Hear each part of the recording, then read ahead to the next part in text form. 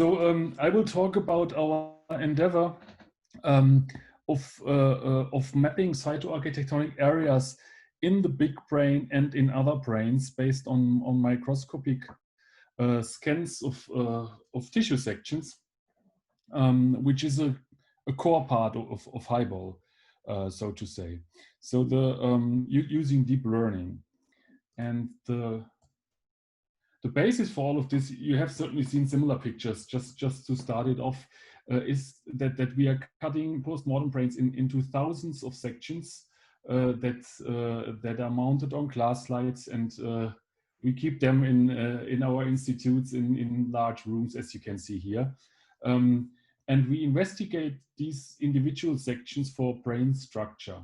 In particular, what we want to do here is we want to build a multi-level brain atlas that is based on cytoarchitectonic regions definitions. And what this means, you can see it on this first slide.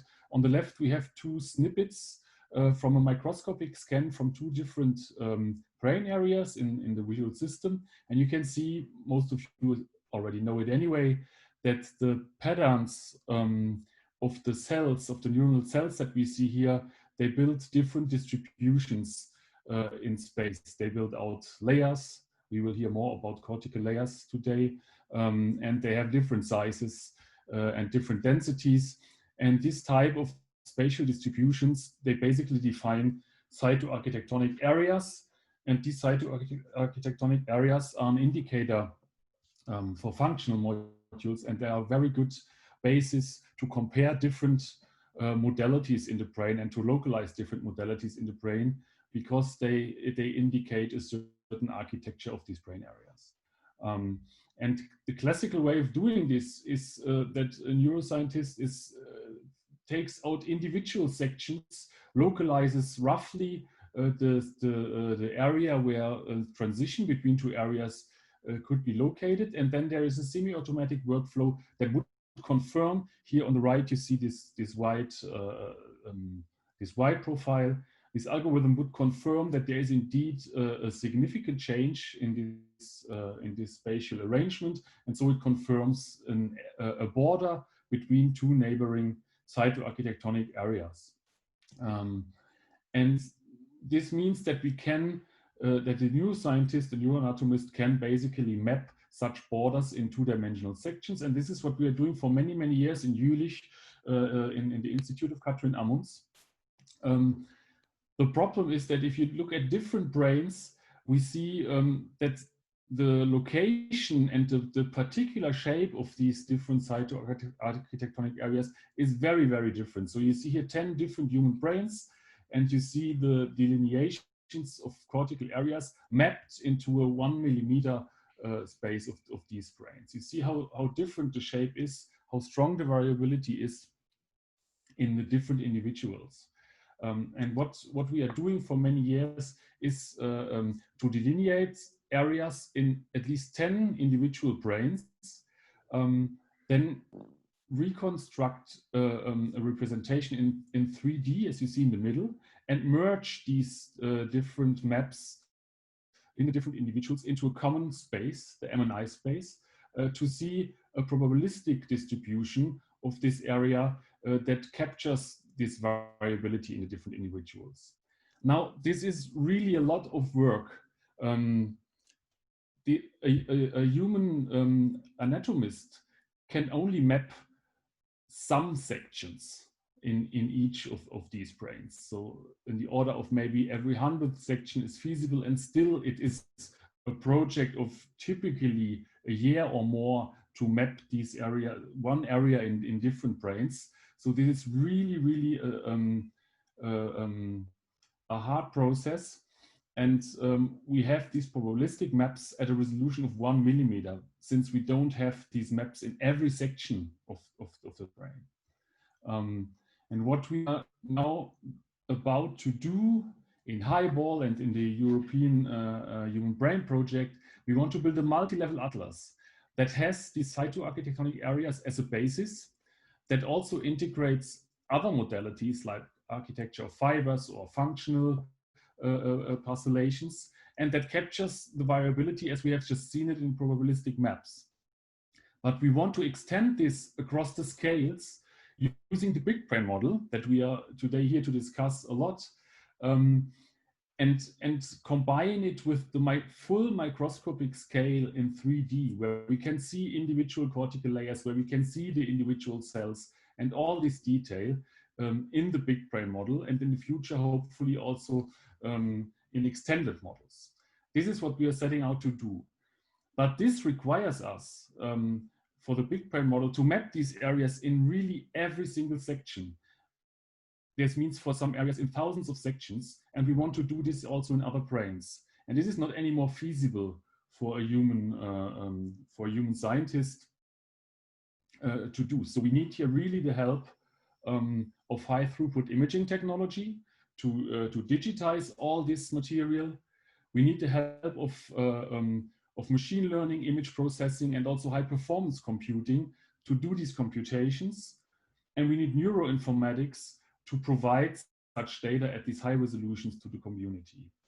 This is what we are setting out to do. And I'm now talking about how we use deep learning to accelerate and increase the degree of optimization in cytoarchitectonic mapping. And this is a quite difficult task if you look at these examples here. So these are all patches of the cortex depicted in microscopic sections, and you can see how different these textures are. These are not all different areas.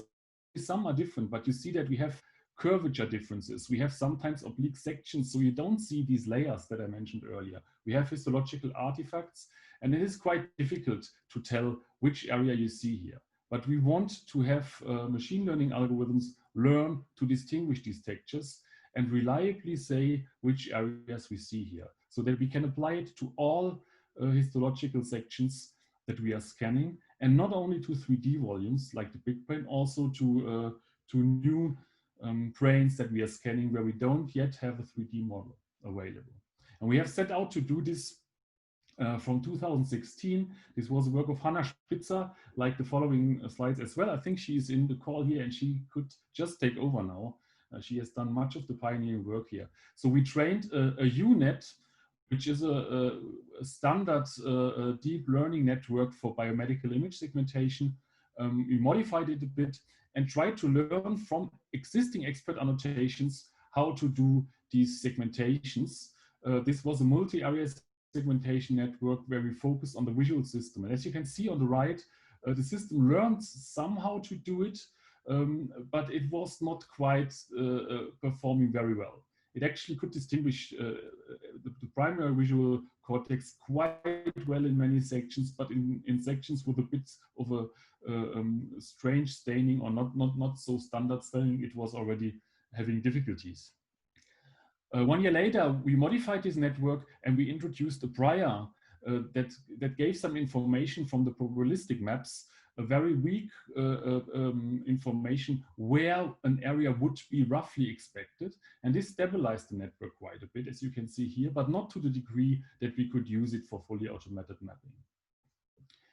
Then we took a completely different route. We basically stepped back from the task of image segmentation and just looked at a so-called self-supervised task. We created a Siamese network where we have basically the possibility to feed in 2 image patches at a time, going through the same network branches with shared weights. And we just asked the network to learn to determine the distance across the brain surface for these 2 patches. And this we could do with many image patches from the BigBrain, thanks to the 3D reconstruction that we have access to. And interestingly enough, the network learned quite well to predict these distances. So that was quite remarkable how well that worked. And our hypothesis was that to solve this task of predicting the distances, the network has to understand something about cytoarchitecture. Otherwise, it is more or less infeasible to solve this task. And what you see on the right here in my slides is that there is an internal feature representation that the deep network learned that was used to predict this distance, here in yellow. And we were also very interested, what was it that the network actually learned? Is this actually an interesting encoding of cytoarchitectonic properties? So we clustered these features and just had a look if they form meaningful clusters in the 3D space. And indeed, as you can see here on this image, these features clustered into quite meaningful areas. We could see here quite nicely some of the principal sulci, and we could also see some of the lobes of the brain. Only by clustering these internal features that have a much lower dimension than the original image patches. So it seemed that the network has learned something. But we went even further in the institute. I'm stepping one slide forward. And it's Kai Kiewitz, who will also talk in the lightning talks later on. He actually looked at all the filters that the network has learned to see what is it actually that the network is interested in. And we found a remarkable range of features that also a neuroanatomist would use. There were rules like density in different cortical layers and things like this that the network has actually learned to employ. So it is actually, we have high confidence that these networks have learned meaningful internal feature representations. Now coming back to the segmentation task, we basically use this pre-training, this self-supervised task for the Siamese network to initialize the original network that would do the multi-area segmentation. And in fact, this improved the results by a margin. So here you see again the same images in the visual system, and we have a quite nice segmentation now in both of the different sections and in many others for sure of the different visual areas. So this self-supervised task where the network could see a lot of image data helped a lot to train these networks. In recent, in the last year mostly, we focused now on making these CNNs practically useful for continuing to map the BigBrain.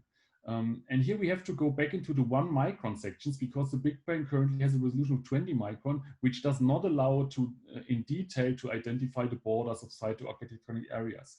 So we leverage now these networks to help a neuroanatomist to do the mapping.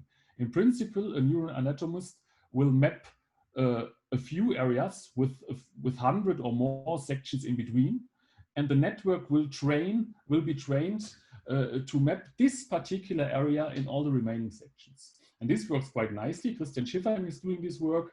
You see here on the right, area V1, which has been mapped across almost 2,400 sections. This is a movie that I very quickly put together, where you see how many sections and how different these sections are had to be processed. And what we get as a result, this is actually a movie. It should be rotating, but it doesn't. Is now the first 3D maps in the BigBrain of very high detail of cortical cytoarchitectonic areas in the visual system, fully mapped in the BigBrain. So we have quite some success now since a few years to use deep learning for mapping BigBrain and for mapping more tissue data. So what are we going to do next? We want to use these tools basically to map the whole BigBrain. So to go from area to area, use this in large degree of automation to map the BigBrain.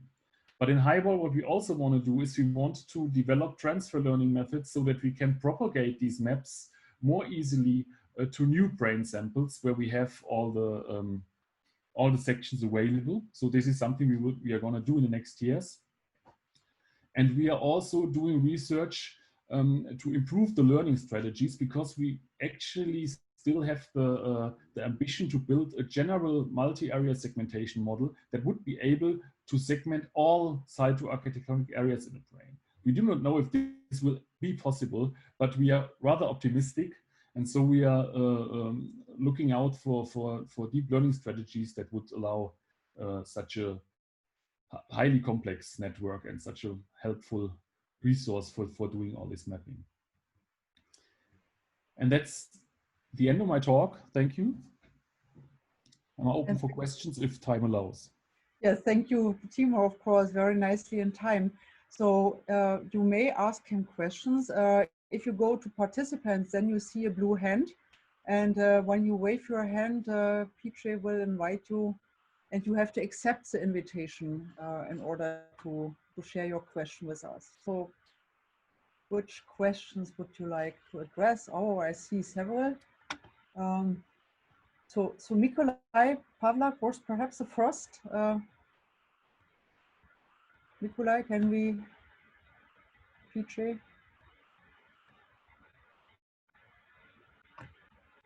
Can we invite Nikolai to ask his question, please? And unmute the microphone. Nikolai, you have an unmuted microphone now.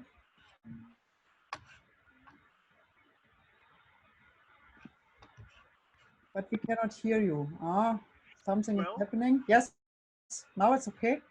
Do you think that this approach can be applied to postmortem high-resolution MRI, so that we'll have some kind of transfer learning from histology into MRI postmortem? This is an interesting task, but it assumes that we find a relationship so that we see these fine-grained information in the MRI. I would argue that in cortical areas, this is probably not feasible. Yeah, because we know from our experience that the cytoarchitectonic borders between cortical areas, you really need the resolution in the 1 micrometer range to identify them. We do not even reliably see this in 20 micron big brain. So I would argue that this is difficult. However, it's certainly interesting to do such transfer learning tasks for some specific cases. In particular, I would think for subcortical structures, this could be interesting. I would be mainly interested in brainstem. So brainstem nuclei, that would be something that that might work. What do you think? Yeah. Possibly, yes. We have not worked on the brainstem with these networks, but this might be true, yes. Oh, I would be skeptic because it tells, I mean, so the contrast is not really great, but we did not try it, as Timo said, but there are a lot of challenging questions. Brainstem is tricky in many respects, but we can talk about it later, perhaps. So I would like to invite Rizana to ask her question.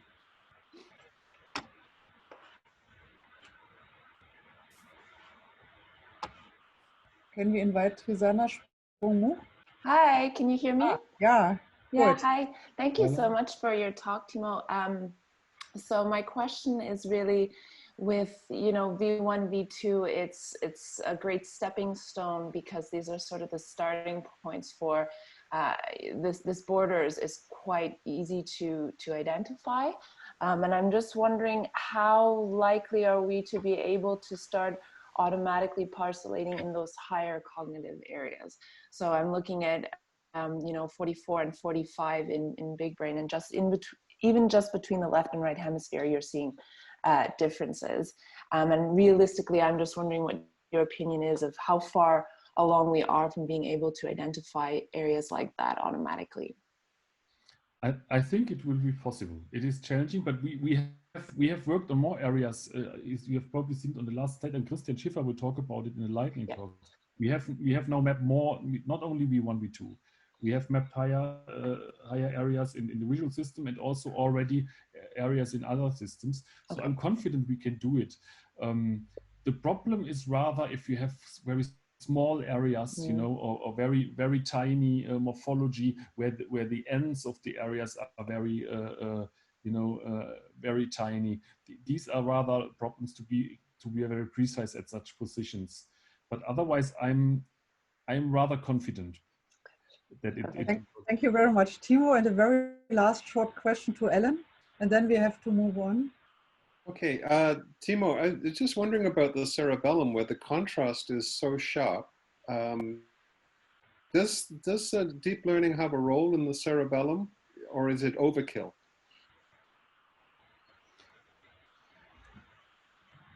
I didn't look at it, honestly. I think you would certainly go for different models there, not try to train the model to do both. I mean, it could be very helpful indeed, but the contrast is very different, and it is a very special area. So we would have to try it out. I think we need someone in this community to go and look at the cerebellum. It's sitting there as a jewel of high resolution detail in 3D with very high contrast. Yeah. Thank you very much, Ellen. And Timo, of course, thank you very much for giving this introduction.